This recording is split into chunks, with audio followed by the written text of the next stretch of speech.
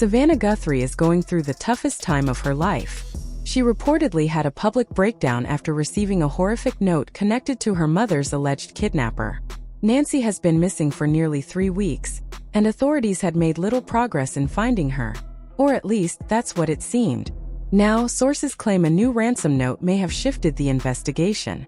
According to those reports, authorities are allegedly examining possible links to Jeffrey Epstein in connection with the disappearance, though no official confirmation has been made. State that is completely not true of that. Now, can you just once and for all that Democrats are a satanic pedophile ring and that you are the savior? So Savannah made a new public appeal for her missing mother. She uploaded a video online, begging anyone with information about her mother's whereabouts to please come forward.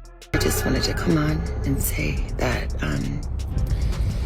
we still have hope, and it's never. On top of that, Savannah also went public with her decision to step away from NBC's morning broadcast.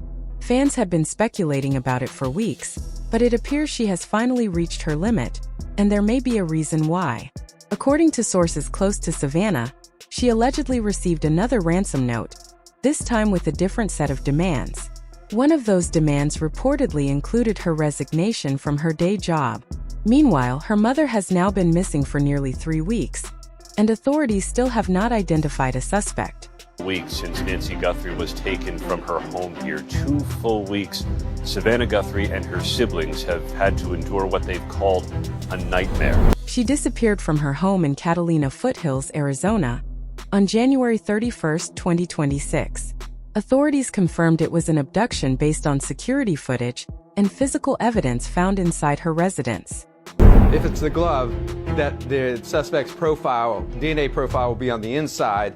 Then the question is, will Nancy's DNA be on the outside? Pima County Sheriff Chris Nanos initially described signs of a crime scene that involved a homicide unit early in the investigation, but he also stated that authorities believe she may still be alive.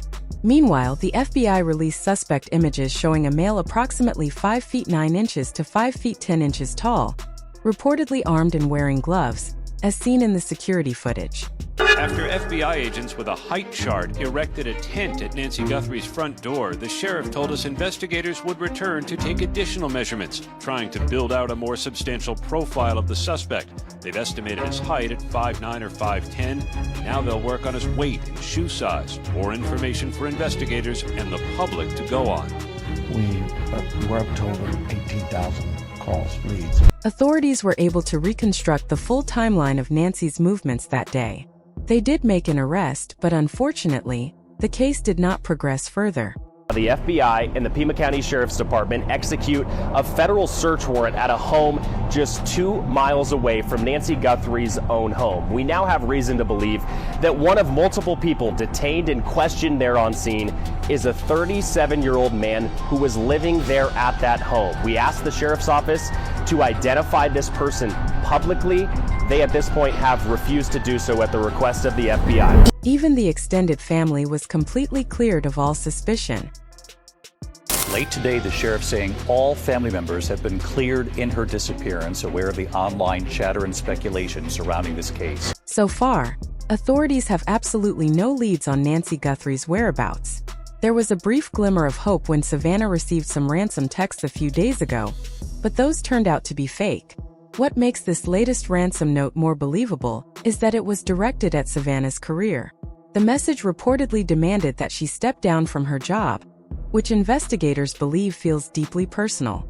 But things get even stranger. According to sources close to federal investigators, Jeffrey Epstein may have been behind Nancy's disappearance as an act of retaliation. Authorities believe Epstein could have orchestrated the abduction as revenge. The question is, why would he target Savannah? As a journalist and broadcaster, Savannah had previously caused significant public scrutiny of Epstein. She interviewed Epstein victims, including Virginia Giuffre, in a 2019 NBC segment.